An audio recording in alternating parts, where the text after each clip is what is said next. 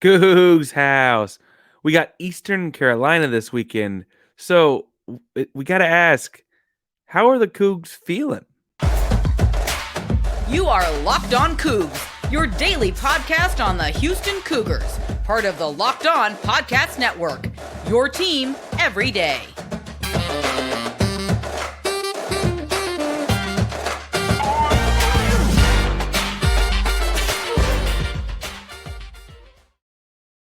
Welcome to Locked On Cougs, daily podcast all about your Houston Cougars. I'm your host, Houston-born teacher and coach, Parker Ainsworth, here to break down all things Cougs. If you're a U of H fan, just a hater came to stop by, please be sure to hit subscribe down below. Make sure you we pop up in your newsfeed each and every day, and make sure you make Locked On Cougs your first listen of the day. And welcome back to the YouTube channel. It is nice to see one another once again. Be sure to hit subscribe to this channel specifically. Like the video, leave a comment. Remember, every 250 subscribers, we're going to give away something. It's looking like it might be one of these cool Marcus Sasser t-shirts. One second, I'll go grab this. Yeah, these Marcus Sasser t-shirts, right? We're going to talk to this guy at some point in the show as well, the guy, the artist that made these things. It's a cool, like, vintage, like, rock band looking t-shirt. So if you subscribe and are leaving comments, you got a chance to win those as well. Once we hit 250 subscribers, you have to have comment to be entered.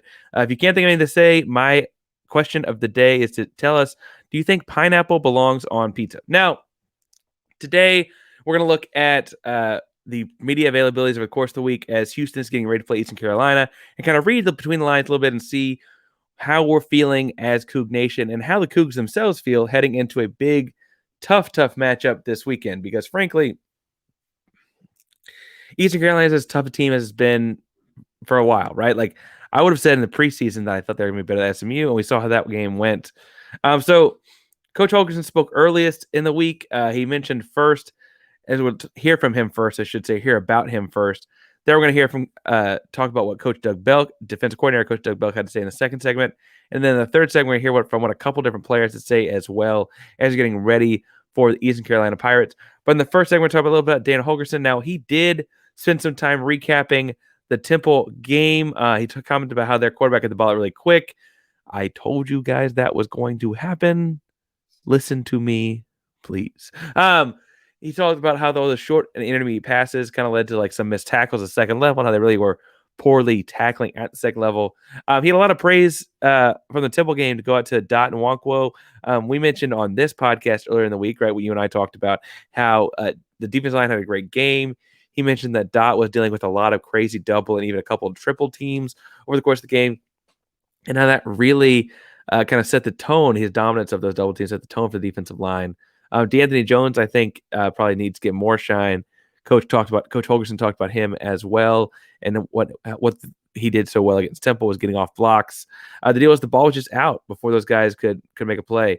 On the offensive side of the ball, and Holgorsen is an offensive guy, he was quick to point out that Stacey Sneed and the run game took a big challenge from the coaching staff at halftime and came out of halftime ready to roll.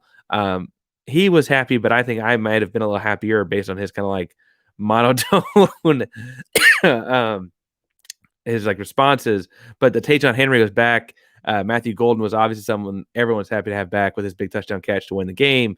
I thought it was interesting. He said he's saving Manjack, a wide receiver Manjack, because putting him in the last game or two of the season here kind of could spoil his eligibility, and so it sounds like he may not get back this season. Now, that was all in recapping and talking injuries, and frankly, Holgorsen talked a lot more about injuries because there's plenty of them to be talked about. But on Eastern Carolina, he just kept talking about how good this team is. He said he opened with, Eastern Carolina is good. No joke. Coach said really, really stinking good. Quarterback matchup is a difficult one. He mentioned. I do feel like, if I'm being frank, this is as good a quarterback matchup as we're going to see in the American Conference this season. Not just because I'm partial to Clayton Tune, right? But we'll get to what Coach Belk had to say in a minute about them, because the defensive side of this, I think, is interesting, right? The defense side, how do you slow down that offense, is going to be really interesting, because we've seen how they've had some trouble with that thus far. Coach Doug Belk, Coach Holgorsen, I should say, also mentioned how dynamic the running game is, and how their running back specifically had NFL caliber speed, right? And like thinking about that, we think about like the kind of trouble Houston has had thus far with a handful of running backs, right? We mentioned Sadie last week from Temple. We mentioned Batty from USF, right? Like theoretically, speedy running backs give us problems, and so that makes me a little bit worried about this weekend. And then I think one thing that the layperson, I don't mean this like, oh, we're so holier than that. The layperson might not realize is that Eastern Carolina returns 4 of their 5 offensive linemen from last season, and they're still healthy and playing. And that's really, really important for a college football team where like rosters turnovers, especially in like modern college football with all the transfer portals and windows and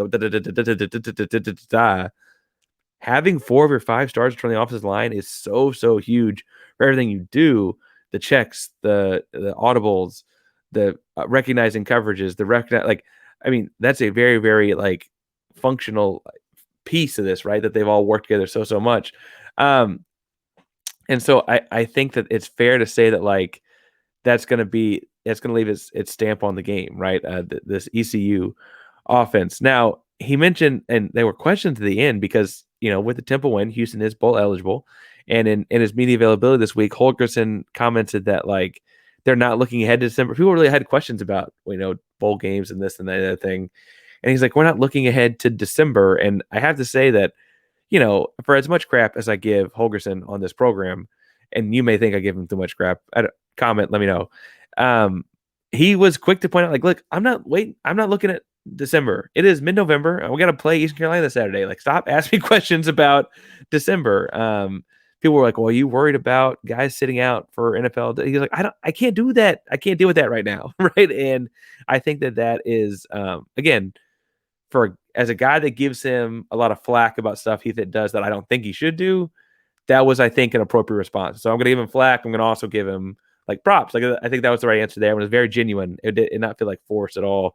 And so, the overall like theme, it felt like in both he and we'll get to Coach Belk in a second, their thing was about like how people's bodies are just beat up. And, having played a lot of football myself, we've talked this, you and I talked this a couple times. Like I played small school football myself in college, and it can beat up your body. And speaking of beating up your body, after years of working on football and like weightlifting and putting your, joints, knees, ankles, your back through these kinds of things, eventually it gets to be over 30, like myself, and your body's just not quite the same anymore, right?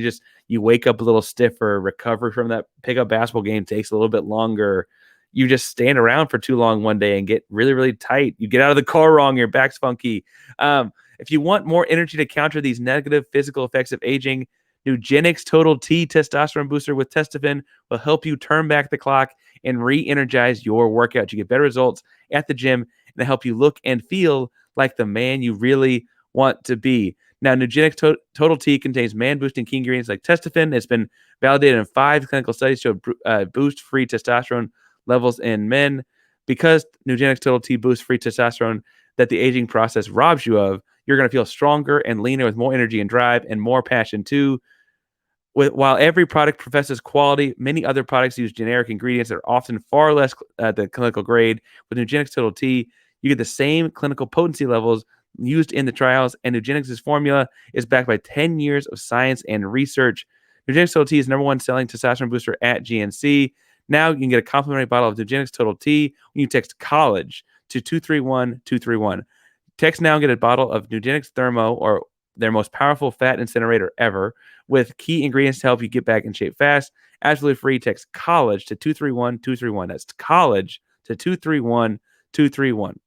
I need to tell you this much, that texting enrolls you in recurring automated messages. Consent not required to purchase. Messaging data rates may apply. Now, I think it's interesting in like looking at the defense side of the ball, because Holgorsen, as an offensive guy, certainly was like quick to talk about the ECU offense a whole lot. So like when we got to the later in the week media availabilities this week, I was really interested in what defensive coordinator and associate head coach Doug Belk had to say, right? Because the defense has been spotty at points this week, or this year, I should say. Obviously, SMU, they gave 77 points. Houston's a team that's 6-4, and their offense is in the top 45 in the country right now in various categories. They put up a lot of points this year, right? And so that means that more falls on the defense. And so when I look at like what could go wrong this weekend, why am I thinking about it like that? When I think about what could go wrong this weekend, I think about, okay, Doug Belk, what are you going to do? Like, he's got a lot of youth, a lot of injuries in the back half of his defense, and that leads to a lot of touchdowns given up. And so I was interested to see what Doug Belk had to say. Now, he opened with crediting the new and young starters with making plays in the 2-minute defense down the stretch. We'll get to Guzman in a second, but a big turnover force as well, right? And he says that really shows the growth over the course of the game. And I thought, Coach Doug Belk did a good job of talking through that because, truthfully, guys getting their first snaps at the start of the game are in a very different, mind and headspace at the end of the game. And frankly, I would say being in a positive one at the end of that game after giving up some cheap yards and stuff like that early is probably a credit to Belk that I might not have given had he not, commented on it like that. Looks like we're gonna have Latif and Art Green, the two corners, are gonna be back in the lineup this weekend, and he's comfortable with them given that they have an unexpected amount of experience this year. I think the way you put it. And then honestly, after that, he decided to give a lot of credit to the Eastern Carolina quarterback, and frankly, I thought it was interesting. Kind of likened it to Clayton Tune, the Houston quarterback. Now, I obviously, I'm going to pick Clayton Tune whenever possible. However, I think that it's worth pointing out that like Eastern Carolina has a pretty strong quarterback in and of themselves. This Holden Allers guy is a fifth-year senior, if I'm putting my stats together correctly, and he has a number of different school records. What I don't think I realized until Coach Doug Belk was mentioning it in the presser here is that he's like entering or like at the precipice of entering the top 10 in passing yardage in like the history of college football, not just the history of American college football, like the American Conference, I should say, or the history of Eastern Carolina, or and Eastern Carolina's had pro quarterbacks come out of it, right? But he is like that kind of good statistically all time. And okay, bluntly, Coach Belk mentioned that like as like credit to this and like how the work they had to do and that worries the absolute crap out of me. Like Tanner Mordecai was this gamer and those kind of things, and like he tore Houston up. What's this guy gonna do? Right? Like I guess there's no Rashee Rice on the outside to like bend the coverage. We'll get the receivers in a second. But man, if this is the kind of like if we're gonna enter this game with like, oh man, the quarterback's just good. We're like, well, crap. Like that, like we're in a world of hurt there. Coach also mentioned the electric running back play. And I think we're all assuming, like, so obviously they had a couple guys get dinged up at the end of the game last week. And so it's like, oh, were they going to play or not? And everyone's on the coaching staff operating like everyone's going to play. Coach Belk mentioned that this is as much speed in the running back group. He did not single anyone out, but as much speed in the running back group from Eastern Carolina as they've seen all season. Which again, when I think about how he dealt with speed at running back this season, I'm like, wait a second, that's not that's not good. That's not good. So I'm worried about these things as he's mentioning them because it's a lot of praise to this team, and he should be like, I don't want to be like overconfident, false confidence, but also, yikes, yikes. He mentioned also in looking at their offense's receiving core, right? That they have a handful of like 6'3", 6'4" type guys, which is really, really hard for young corners to play against, right? And that makes sense intuitively thinking about it, right? Like how many times has a young corner played against a 6'4", 6'3", 21, 22-year-old, like with Division I, like all of a sudden you're looking like, oh, this is just a different athlete than you played against so far. The only receiver he mentioned by like name and number was CJ Johnson, number 5 from Eastern Carolina. And to be fair, he's probably the best of the bunch. CJ Johnson statistically is kind of he's not like we've seen the Rashee Rices of the world against SMU, right? I would argue that Tank Dell probably has better pro prospects than CJ Johnson. The difference between CJ Johnson is, like I said, what is he listed here? 6'2.5" and 222 pounds, whereas Tank Dell is like 5'10.5" and a $180, right? And like, again, I think Tank Dell is going to be the better pro. Houston's wide receiver Tank Dell. That just doesn't. It's just harder to cover in some ways as a young corner because like Tank Dell, you can just try and keep him in front of you, and CJ Johnson's going to go up and win jump balls, right? And so, anyway, that was the one guy that Belk mentioned by name and number, but said they have several 6'3", 6'4" wideouts. They have a bunch of guys that can go make plays and go make a high point catches on the football.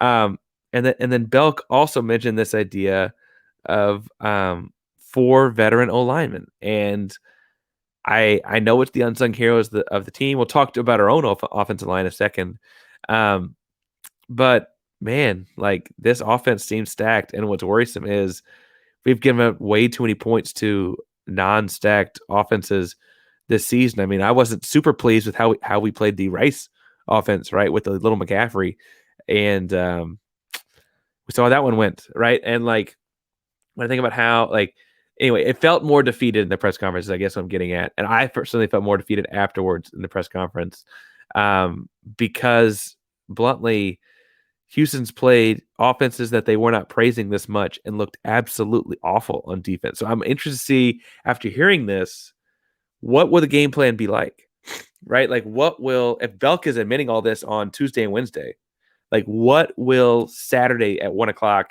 local time look like, right? And so anyway, if I were going to place bets on it, I would say like a lot of points are going to be given up, right? A lot of points. And speaking of betting, now, I'm not a particularly large gambler because I'm going to bet on the Cougs every time. But if you are, betonline.net is the number one source for betting info, stats, news, and analysis. Get the latest odds and trends for every professional amateur league out there, from football to basketball to soccer to esports. They've got it all on betonline.net. And if you love sports podcasts, you can find those in BetOnline as well. We're always the fastest and easiest way to get your betting fixed. You can head to the website today or use your mobile device to learn more. BetOnline is where the game starts. We mentioned betting this game on betonline.net. They got Eastern Carolina favored by 6.5 points. We've seen the Cardiac Cougs all year long. I'm taking the Cougs with the points there, right? Like even in a close loss, they've been closer than 6.5 points in 8 out of their 10 games this season, right? Like that's just the way things go for them. I also think it's worth pointing out that like the over-under on the total point score is set at 68. We've seen the Cardiac Cougs, even in their losses like the SMU game, in the SMU game, they broke that by halftime, right? Like that's something I think that we can look at. Like we can definitely say go over. So that's how I'm going to be placing. I should recommend. I should say placing bets on the Cougs this weekend at betonline.net. Now, if we're looking at the rest of the availability at press conferences this week, we got to look at who the players were available. The first of which worth mentioning is offensive lineman Patrick Paul. And Patrick Paul is, I guess, as veteran as our offensive line gets. And so I think what's interesting is like hearing from a guy that like doesn't get a whole lot of stats and accolades and rah-rah, because the offense has a ton of those guys, right? Stacey Sneed has turned out to be a baller, right? Tank Dell is a pro. Clayton Tune is one of 3 quarterbacks in U of H history to pass the 10,000-yard mark passing, right? Like they've got guys that get the accolades. And so hearing from Patrick Paul was certainly interesting because he is one of those guys, right? Now, he mentioned that he feels like over the course of the season, like we've all as fans, you and I, you, I, in the Twitter sphere, have all talked about like gelling since the Memphis game, right? The Memphis game was like this big like hoorah, bumba, and all that stuff. And then afterwards, they had the bye week, and then they got to gel over the bye week. And he mentioned that actually it's more just the course of the season because they had a bunch of new faces in new places, and that connection has led to more explosive plays like the ones at the end of the Memphis game, right? The more explosive plays has become a product of the gelling, not the explosive plays in the Memphis game leading to the gelling like I think some of us thought of it. And I thought that was an interesting way to flip it on its head a little bit.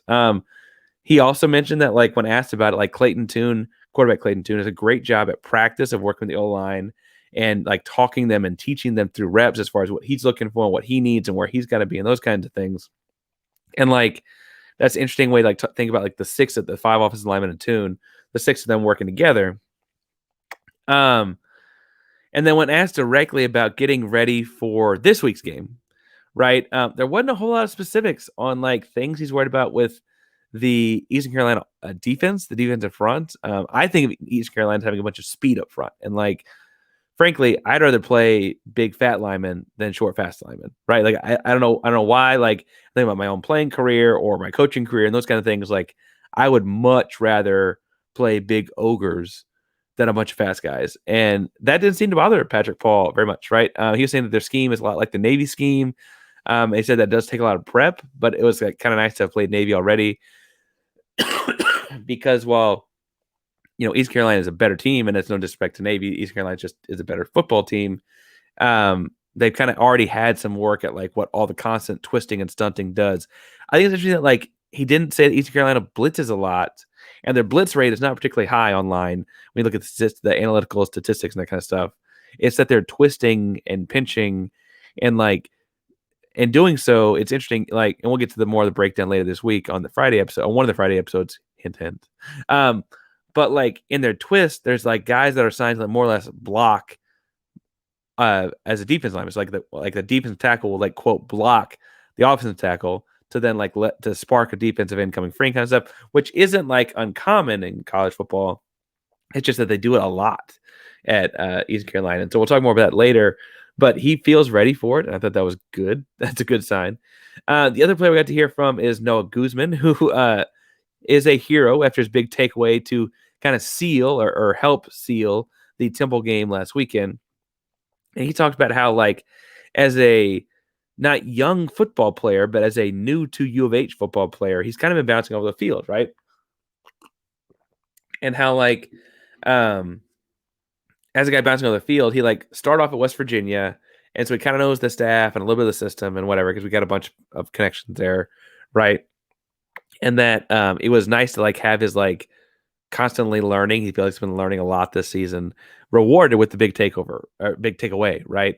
And then he was asked directly about like, why'd you run the ball back so quickly like that? He goes, I want to make sure everyone knew I had it and that I was off the field. like it was like he was very clear. Like people got to know I have the ball. People got to know the defense is not on the field any longer. He has been on and off the main defensive roster this season. He kind of talked a little bit in his media availability about that, like the trials and tribulations of that. But kind of it felt like he's fairly confident he'll get more reps next season as he moves back into, or the U of H moves into the Big 12.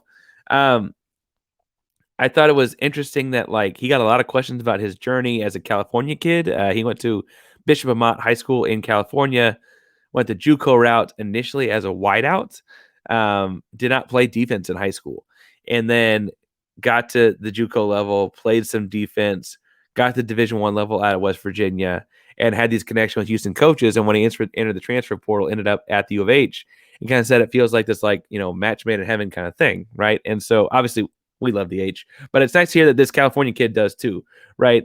And then like to have the icing on the cake being this like takeaway he had on Saturday, just kind of feels like things are continuing to move in Guzman's direction.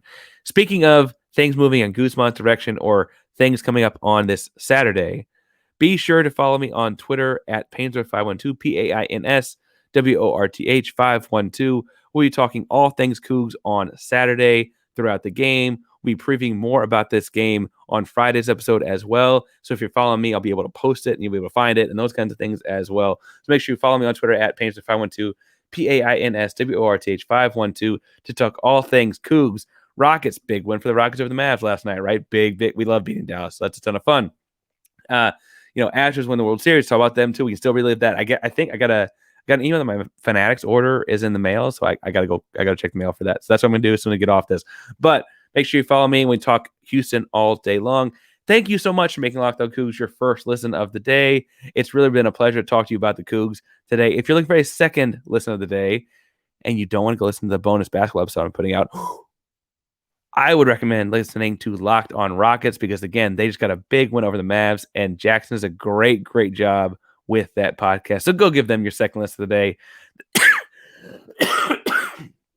Thank you all so much for A, dealing with my coughing, and B, listening to Locked On Cougs today. Locked On Cougs is a proud member of the Locked On Podcast Network. Your team every day. Go Cougs.